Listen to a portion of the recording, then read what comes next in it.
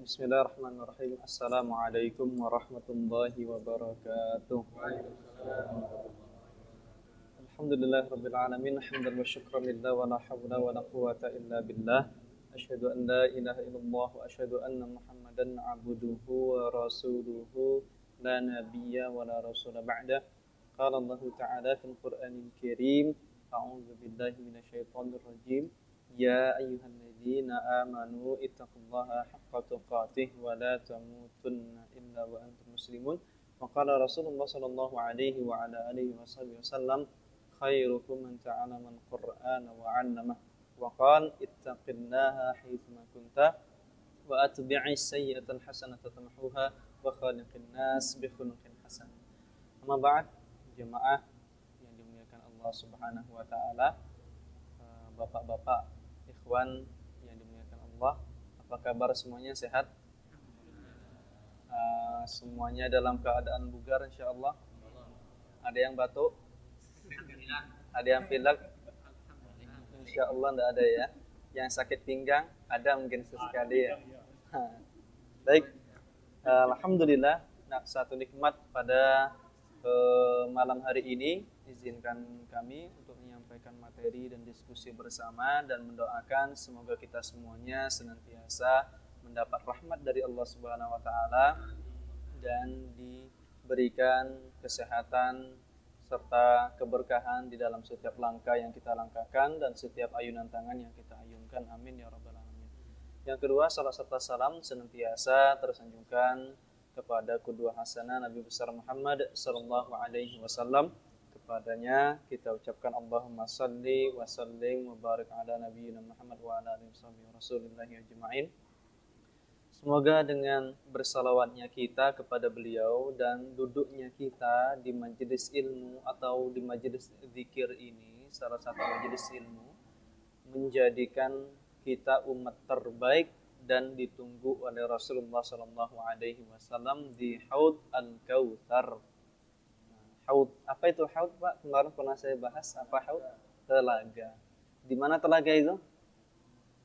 Di dekat Danau Raja kah atau di mana kira-kira? Atau di Danau Meduyan? Meduyan tidak ya? Nah, berarti kita atau di Danau Kembar? Tidak juga. Berarti tidak ada di dunia itu sesuatu yang spesial Allah siapkan bagi Rasulullah dan umatnya. Baik, alhamdulillah setelah 2 bulan kita tidak tatap muka. Kalau saya sendiri mungkin lebih ya, lebih dari 2 bulan kayaknya. Dari sebelum Ramadan sudah izin mengantar istri ke Jawa, kemudian di bulan Ramadan kami full di PT Mega. Di PT Mega itu ngajar 5 kali sehari. Di hari ke-18, 17 suara saya hilang. Dibawa berobat. Ustadz, sesak napas tidak? Tidak, Pak. Diberilah. Ustadz, masih bisa mencium bau? Masih, Pak. Masih selera makan? Masih bisa mengecap? Masih, alhamdulillah. Kalau nanti sesak napas, maka Bapak isolasi saja. Padahal saya masih ada sesak sikit-sikit. Nah, kenapa? Karena di situ banyak asap. Dekat pabrik PT Mega itu orang yang awal-awal memang kalau tak terbiasa sesak napas, Ustadz, kata mereka. Dan di situ karena ngisi 5 kali sehari. Ba'da subuh fikih Syafi'i, jadi mereka paling cepat nih seinhu belajar fikih Syafi'i sama saya. Di antara beberapa tempat di Rengat, di Pematang Reba, di Nurul Huda itu.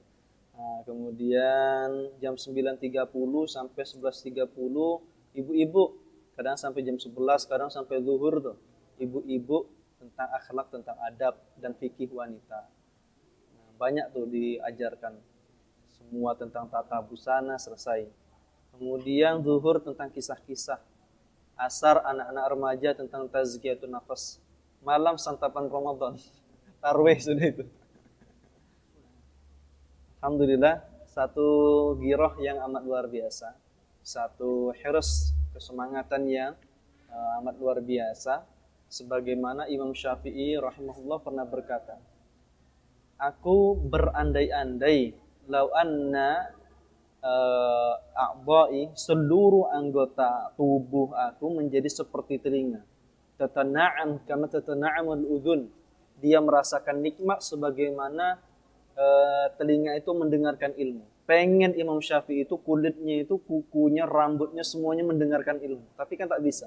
Saking nikmatnya telinga ini mendengarkan. Andai kata beliau, kulit ini bisa mendengarkan nih, wah luar biasa. Itu. Kesemangatan, hirs itu, ketamakan itu dalam menuntut ilmu, harus senantiasa dipupuk. Dipupuk mengingat-ingat fadilahnya. Minimal duduk di dalam kajian seperti ini, yang didapatkan itu, misalnya enggak ilmu tidak didapatkan. Ilmu tidak didapatkan, uang tidak didapatkan, tapi duduk di antara orang soleh menjadikan kita lebih dekat kepada Allah Subhanahu wa taala. Yang kedua, dimintakan ampun tuh. Tidak dapat ilmu tidak masalah, tapi dimintakan ampun oleh Allah Subhanahu wa taala. Belum lagi karena duduk dengan orang soleh itu menjadi asbab salah satu datangnya rezeki. Tiba-tiba datang rezeki, tiba-tiba ada kesehatan, kesembuhan yang Allah berikan. Maka di situ penting untuk mengingat sampai lubang semut-semut yang ada di lubangnya di lautan semuanya berdoa untuk kita semuanya. Maka bayangkan bahwa kita sedang dalam keadaan yang dipenuhi dengan taman-taman surga, dipenuhi dengan pohon-pohon. Kalau sekarang tak tampak sama kita. Tapi Rasulullah menyebutkan Raudhatul Jannah min riyadil jannah fid dunya, daripada salah satu surga yang ada di dunia itu majelis ilmu, majelis zikir. Memang tak Allah hias nih sekarang dengan pohon beringin, dengan pohon apa. Tapi seperti itu perumpamaannya. Artinya ini yang seperti ini mudah-mudahan akan menjadikan kita kumpul kembali. Menjadikan kita kumpul kembali. Di mana kira-kira kumpulnya? Nanti Ustadz kumpulnya ketika Ustadz jadi caleg, saya jadi legislatif, Ustadz jadi legislatif. Enggak. Kapan kumpulnya? Itu terlalu rendah itu. Jadi menteri Ustadz, atau jadi komisaris BUMN gitu kan. Nah, sama-sama komisaris Ustadz, nanti bisa walaupun enggak komisaris utama enggak apa-apa gitu. Duduk sama-sama. Enggak, itu terlalu rendah.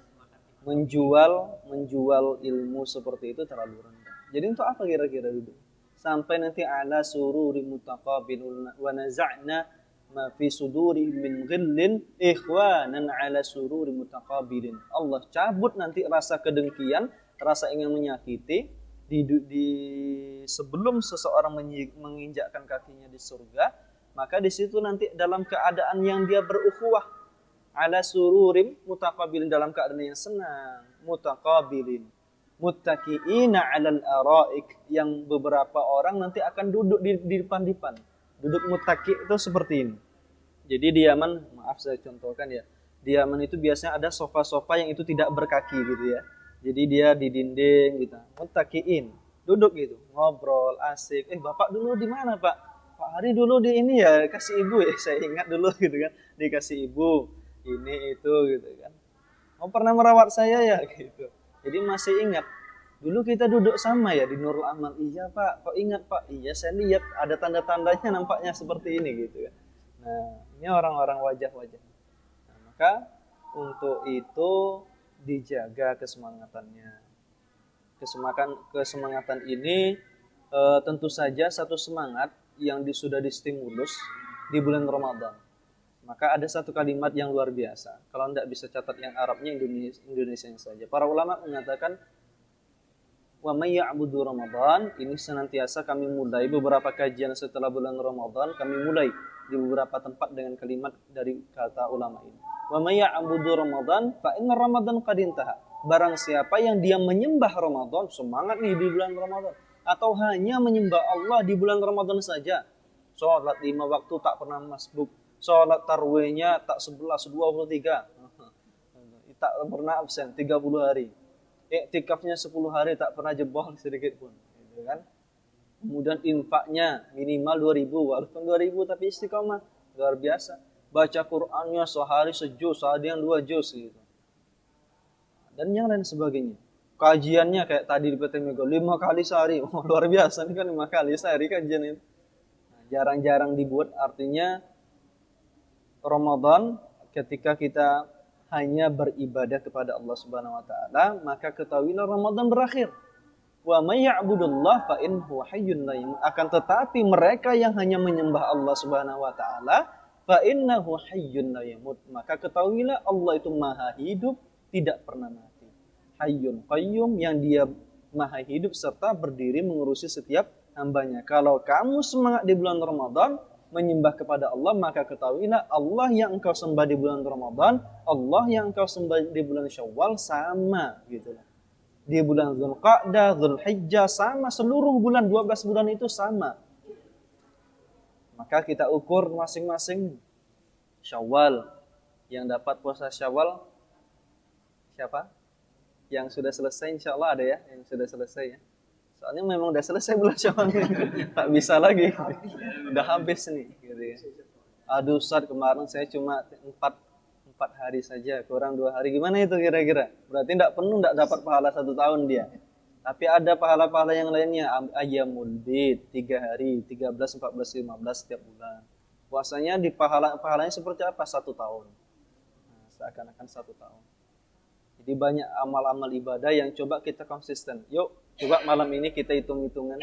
Sholat 5 waktu kita kira-kira sama enggak seperti sholat 5 waktu di bulan Ramadan? Di bulan-bulan ini. Atau mungkin lebih banyak masbuknya. Masuk bulan Syawal, kekenyangan, dan tak terdengar lagi. Zuhur lewat, ya kan?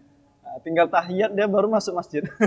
Masjid datang di imam sudah tahiyat. Atau di waktu asarnya. Waktu asar itu disebut dengan sholatul wusta. Sholat wusta yang diminta khusus oleh Allah Subhanahu wa taala, hafidzu 'ala shalawati was shalatul wusta. Diminta secara khusus untuk menjaga sholat wusta itu. Karena apa? Karena waktu itu waktu yang rentan. Capek kerja, sore pengennya leyeh-leyeh, ternyata dipanggil Allah untuk sholat. Tapi di situ sebetulnya hiburan bagi kaum muslimin untuk menghadap Allah Subhanahu wa taala. Sholatnya, sholat rawatib kira-kira. Sholat rawatib. Kalau Syafi'iyah dalam fikih Matan Abu Syuja itu ada 17 rakaat sholat rawatib yang mengiringi. 2 rakaat itu Pak Zul datang, Masya Allah. Jadi 2 rakaat. Silakan kita sambut dulu.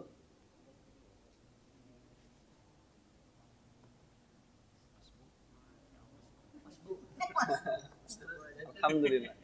Sehat Pak Zul? Alhamdulillah sehat ya. Alhamdulillah. Nah, semoga senantiasa semua kita diberikan kesehatan dan perlindungan dari Allah Subhanahu wa taala. Baik, kita lihat lagi yang kedua, salat rawatib. Kalau dalam fikih Syafi'i itu ada yang 10, 12 atau 17 rakaat. Yang 17 nih, 2 rakaat sebelum subuh, 4 rakaat sebelum zuhur, 4 rakaat setelah zuhur, 4 rakaat sebelum asar, 2 rakaat setelah maghrib, 3 rakaat dan salah satunya witir setelah isya. 17 rakaat.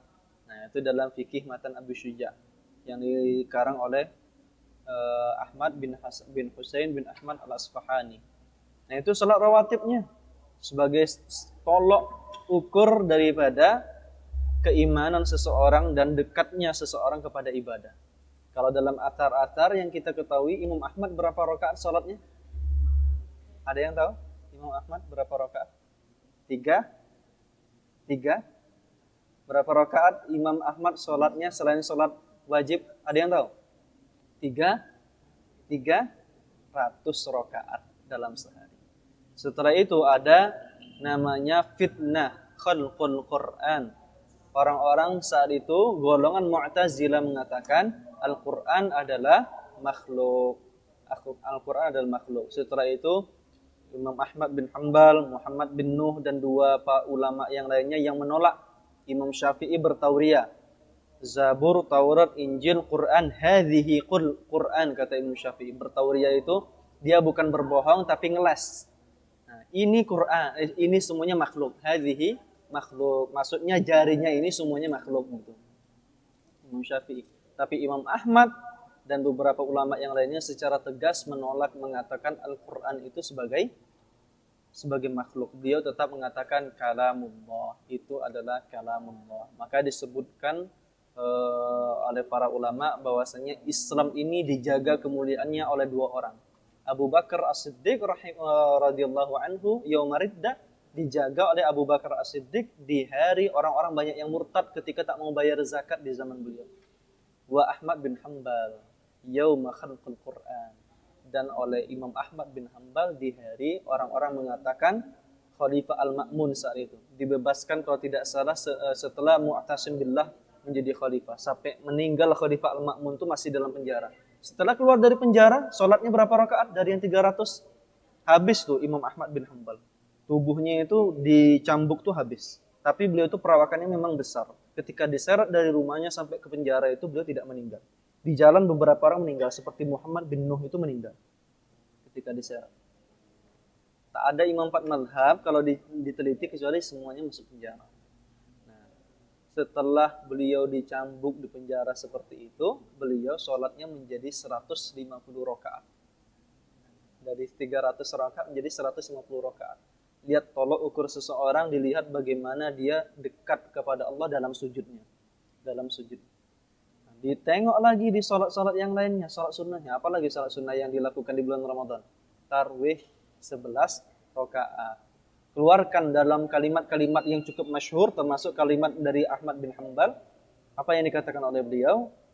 Lam tuqbal syahadatuh man taraka witran amdan. Barang siapa yang meninggalkan sholat witir secara sengaja nih, bukan udah pasang alarm tak bangun-bangun juga, atau setelah isya dia langsung tertidur tak sempat sholat 1 atau 3 rakaat lagi, falam tuqbal syahadatuh, maka persaksiannya dalam hal-hal jinayah, pidana, perdata lam tuqbal, tidak diterima di mahkamah ini, perkodian, kehakiman. Nah, di situ keluarkan tiga witir. 3 witir ini pun wasiat yang diwasiatkan oleh Rasulullah kepada Abu Hurairah radhiyallahu anhu untuk tidak ditinggalkan. Maka keistiqomahan ini dijaga nih, 3 rakaat. Tidak sanggup saya Ustaz setiap malam 11 rakaat, tidak masalah. Salat 2 rakaat tambahan dari witir, tambah 3 lagi. Maka 5 atau 7 rakaat itu dijaga. Oleh karena firman Allah Subhanahu wa taala dalam Quran surah Muzammil, apa yang dikatakan Allah? Inna nasyi'atal laili hiya asyaddu wa ta'aw wa aqwamu qila. Sesungguhnya berdirinya engkau di malam hari asyaddu wa ta'aw, akan memberikan kekhusyuan yang lebih, wa aqwamu qila, dan menjadikan lisanmu lebih baik lagi, lebih fasih. Dan maqamam mahmudah bagi seorang muslim tidak didapatkan kecuali bagi mereka yang berdekat kepada Allah di sholat lail, di sholat malam, di qiyamul lail atau di sholat tahajud. Apa bedanya qiyamul lail apa tahajud? Ada yang bisa jawab mungkin? Pak Zul? Mana? Ada yang bisa jawab mungkin? Apa bedanya sholat tahajud sama qiyamul lail? Tahajud itu dia diusahakan, ada juhud, ada usaha dia dari tidur untuk membangunkan diri. Kalau sholatul lail itu terbentang dari setelah isya sampai subuh, itu disebut dengan sholatul lail. Maka jangan heran kita dapati beberapa ulama itu dia sholat isya, wudu sholat isya itu dipakai sholat subuh, karena mereka menghidupkan sepanjang malam. Seperti Abu Hanifah rahimahullah. Siapa nama asli Abu Hanifah? Nu'man bin Thabit. Jadi beliau ini, Abu Hanifah rahimahullah, beliau pernah sholat subuh itu disaksikan oleh beberapa orang. Maksudnya ada yang menceritakan, murid atau masyarakat, dari sholat isya sampai sholat subuh. Itu lantai itu sudah basah dengan tangisan beliau. Jadi lewat janggut dan itu sudah habis. Kedekatan seorang ulama, seorang alim itu terjalin dengan Allah Subhanahu wa taala di sholat-sholat malam. Sisir lagi setelah itu apa yang sudah kita lakukan di Ramadan, infaknya. Infak kita kira-kira sudah seberapa? Dulu di bulan Ramadan semangat sehari 5.000, tak putus itu. Sehari 5.000 gitu. Nah, maka kesemangatan itu pun harus dijaga. Kalau memang Allah yang kita sembah itu sama di bulan Ramadan dengan yang di bulan Syawal, dengan yang di bulan Dzulqa'dah, Dzulhijjah, maka kita juga menjaga kesemangatan itu. Tak bisa Ustaz 5.000 boleh, 1.000 boleh, atau 2.000 atau 3.000. Nah, itu dijaga. Untuk menuntut ilmu pun demikian. Dari yang satu hari ada kajian subuh, santapan Ramadan minimal. Belum ada yang mungkin di duha dia ada kajian. atau di sholat asarnya, atau menonton YouTube lewat HP. Maka kesemangatan itu pun harus dijaga menuntut ilmu. Karena menuntut ilmu itu adalah fardu, dan fardunya menuntut ilmu itu sama dengan fardunya sholat. Kenapa? Sholat tak mungkin tegak tanpa ilmu. Zakat tak mungkin tegak karena tanpa ilmu. Haji pun tak bisa tegak tanpa dibolehkan pemerintah, gitu kan? Atau dengan hal-hal yang diperbolehkan. Baik.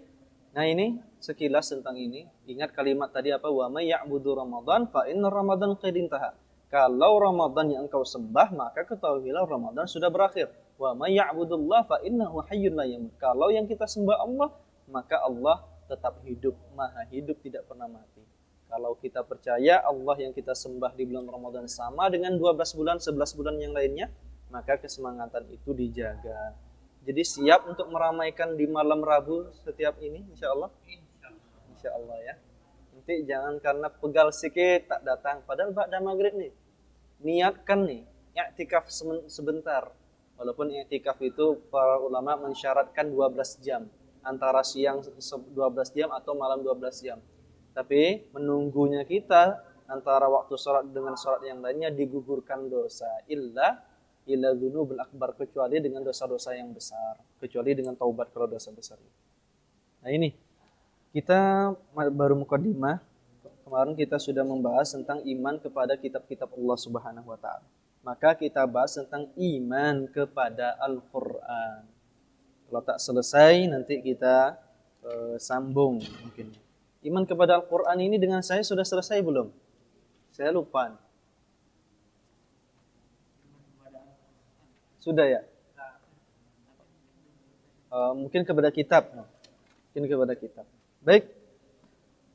Al-Quran dari kata qara'a Qur'ana, yaitu yang dibaca atau bacaan. Al-Quran secara istilah, secara syar'i, maka ingat lagi ya, ada secara bahasa, ada secara istilah atau secara syar'i.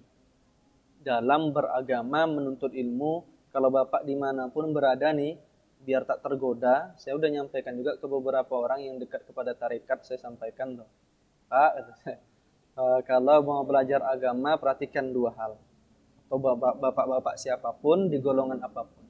Pertama, pengertian secara bahasanya apa, pengertian secara istilah atau syar'inya apa. Kalau bahasa kampusnya secara etimologinya apa, secara terminologinya apa. Karena tak bisa dipahami. Beberapa orang hanya secara bahasa saja. Ustaz, Bapak itu ngapa ngomong bid'ah Ustaz? Apakah kita tak naik onta nanti kita bid'ah gara-gara naik motor? Nah, berarti dia taunya bid'ah itu secara bahasa. Ini bid'ah secara bahasa. Betul? Betul. Kenapa diartikan bid'ah? Karena dia sesuatu yang baru diciptakan. Tak ada di zaman Nabi Muhammad SAW, fitrah atau aqua gelas ini. Maaf, tersebut merek tidak lagi endorse gitu ya. Nah, ini tidak ada nih yang kayak gitu. Nah, itu secara bahasa. Ada juga, saya sudah sholat Ustaz. Kapan sholatnya Pak? Ayo Pak sholat Pak, 5 waktu Ustaz. Secara ini, arti pengertian sholat itu kan ingat, berdoa kepada Allah. Doa. Saya udah berdoa lama Ustaz. Saya ini sudah sampai hakikat. Masya Allah kan. Boleh Bapak nak sampai hakikat juga. Boleh. Tapi ternyata para ulama mengatakan apa? Tentang sholat itu bukan hanya berdoa. Secara bahasa iya. Khudh min amwalihim shadaqatan tutahhiruhum wa tuzakkihim biha. Wa sholli alaihim, dan doa kepada mereka. Sholli alaihim, kepada mereka yang berzakat, doakan mereka. Itu betul secara bahasa. Tapi ternyata para ulama tidak seperti itu, diambil secara bahasa lagi. Maka Al-Quran secara istilah dan syar'i apa? Kitabul munazzal, kitab yang diturunkan. Kepada siapa diturunkan? Ada Muhammadin bin Abdullah, Nabiyil Khatimul Anbiya, Sayyidul Anbiya, kepada penutup para nabi, kepada penghulu para nabi, kepada Muhammad sallallahu alaihi wasallam bin Abdullah bin Abdul Muttalib bin Hashim. Maka ini diturunkan kepada beliau. Al-Amin kepada Al-Amin. Biwasitati Jibril alaihi salam. Diturunkan kepada Jibril melalui wasilah dengan perantara Jibril alaihi salam. Nah, itu Al-Qur'an. Soalnya sekarang sudah ada nih informasi terbaru di India. Nah, di India, silakan cari beritanya. Di India sudah mau disahkan oleh Kemenaknya Al-Qur'an yang baru. Ada sekitar 16 sampai 19, saya lupa, belasan ayat itu dihapuskan. Terutama ayat yang berkatakan tentang qital, tentang perang. Nah, bagus tak? Ini Al-Qur'an yang sangat toleransi kepada umat manusia, katanya. Itu salah seorang yang mengarang itu. Yang kemudian ditambah beberapa surat dan ayat di dalamnya. Ini mau disahkan. Apakah Al-Quran itu yang disahkan? Tidak.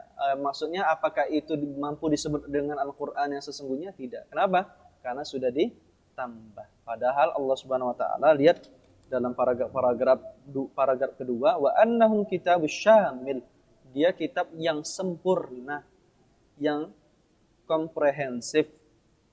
Kalau kalimatnya minan naqsi wal ziyada wassalamatahu minan naqsi wal ziyada.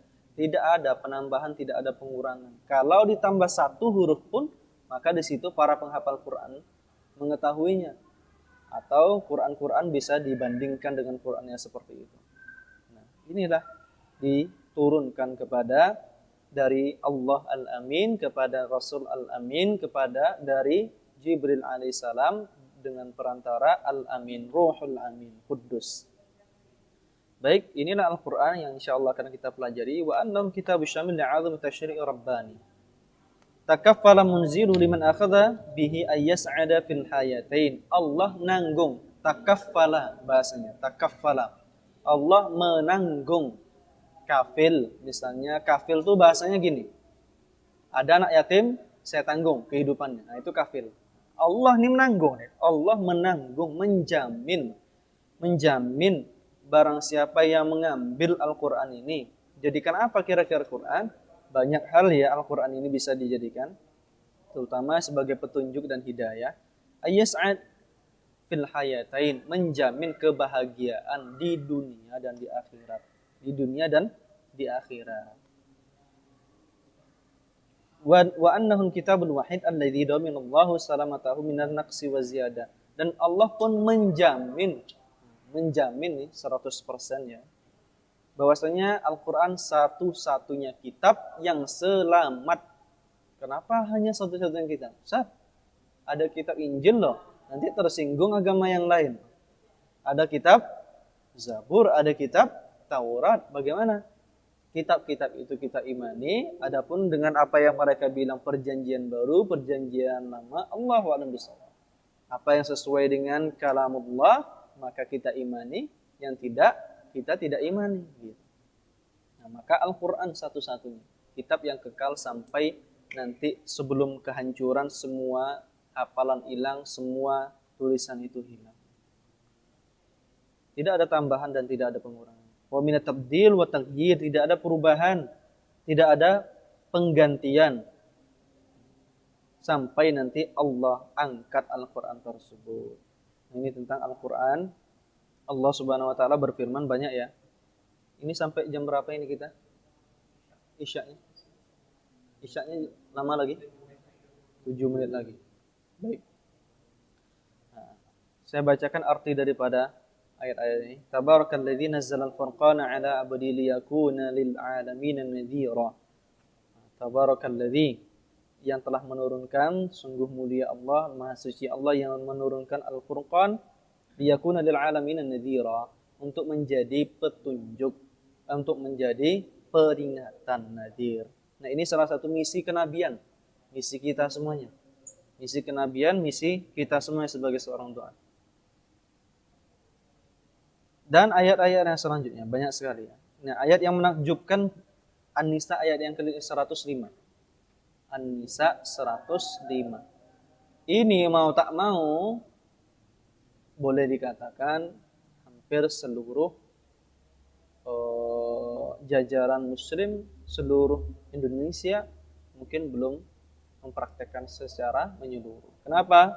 Karena beberapa alasan. Inna anzalna ilaikan kitaba bil haqq. Sesungguhnya kami menurunkan kepadamu kitab dengan kebenaran, litahkuma bainan nasi bima arakallah, litahkuma bainan nas, untuk engkau Muhammad berhukum, menghukumi manusia dengan kitab itu. Kira-kira dari hukum-hukum yang ada di kita di Indonesia atau di para pejabat, di DPR, MPR, di masyarakat sipil, sudahkah Al-Quran ini menjadi patokan mereka dalam hal-hal perdata atau pidana? Sudah enggak kira-kira? Belum. Kenapa kira-kira kok belum? Kita kan sudah ada zakat. Kita sudah ada zakat loh. Sholat diperbolehkan. Kenapa kok belum kira-kira? Tidak menyeluruh. Saya pikir tadi bukan karena tidak bisa haji tahun ini, bukan. Tidak menyeluruh. Apa yang tidak menyeluruh kira-kira? Litahkum bainan nas. Al-Quran gunanya agar engkau Rasulullah Muhammad, Nabiku, kata Allah, untuk engkau berhukum dengan manusia dengan kitab itu. Apa kira-kira yang belum? Apa kira-kira? Nah, kalau dibahas panjang lagi ya. Banyak hal-hal tentang hukum jinai, fikih jinayah. Pernah saya sampaikan suatu saat sebetulnya kita perlu membahas fikih jinayah, fikih tentang kriminal. Nah, itu dibahas oleh Islam. Sementara ini kita pakai hukum dari mana? Saya sering nyampaikan ke penjara nih waktu saya ngisi Selasa Rabu. Sebetulnya Bapak takkan masuk sini banyak-banyak seperti ini gitu kan. 600 orang di situ. Kalau hukum itu ditegakkan dengan keadilan. Oleh karena itulah kadang-kadang kenapa kita tidak ini 88% muslim seluruhnya. Kenapa kok keadilan belum ditegakkan juga? Karena ada pengadilan yang maha adil nanti di akhirat kelak. Nah, itulah yang meluruskan semuanya insyaallah. Tapi kita berusaha di dunia ini untuk menegakkan, menjadikan Al-Quran sebagai semua landasan. Karena kita diantarkan kepada pintu gerbang kemerdekaan kan. Untuk masuk ke dalam istana kemerdekaan itu harus dilewati gerbang kemerdekaan dulu. Baik, kita lanjutkan.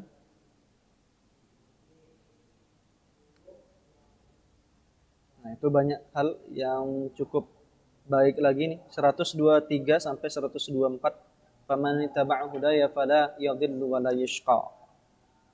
Wa man a'rada 'an dzikri fa inna lahu ma'isyatan dhanka. Wa man a'rada itu menolak.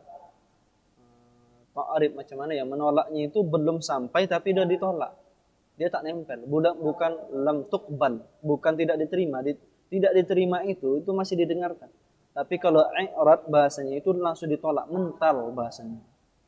Wa man a'rada 'an dzikri, yang dia menolak daripada peringatanku, ayat-ayatku, fa inna lahu ma'isyatan dhanka, maka baginya kehidupan yang sempit. Kehidupan yang sempit. Kehidupan yang bagaimana? Kehidupan yang susah, baik dalam kehidupan di dunianya ataupun di akhiratnya. Wa nahsyuruhu yaumal qiyamati a'ma, dan Allah akan mengumpulkan orang seperti itu dalam keadaan yang buta. Nah, ini sedikit ya tentang mukadimah. Insyaallah kita sambung lagi tentang Al-Qur'an ini, masih banyak yang perlu kita kaji. Artinya kalau kita lihat di sini ternyata tujuannya untuk mendapatkan kebahagiaan dan di dunia dan akhirat. Kalau hanya untuk menjadi legislatif saja, Al-Qur'an itu sayang. Hanya menjadi menteri saja sayang. Hanya untuk menjadi komisaris saja sayang. Hanya untuk menjadi direktur suatu perusahaan sayang. Kenapa? Tujuannya untuk dunia dan akhirat. Ada jabatan untuk akhirat, ada harta banyak untuk akhirat, ada ilmu untuk akhirat, dan hal-hal yang lainnya yang berkaitan. Allahumma shawab. Semoga pada malam hari ini memberikan kita semangat untuk lebih giat lagi untuk hadir, dan kita lanjutkan insyaallah diskusi setelah yang satu ini gitu ya. Setelah azan insyaallah. Allahumma shawab, kami serahkan kepada pembawa acara.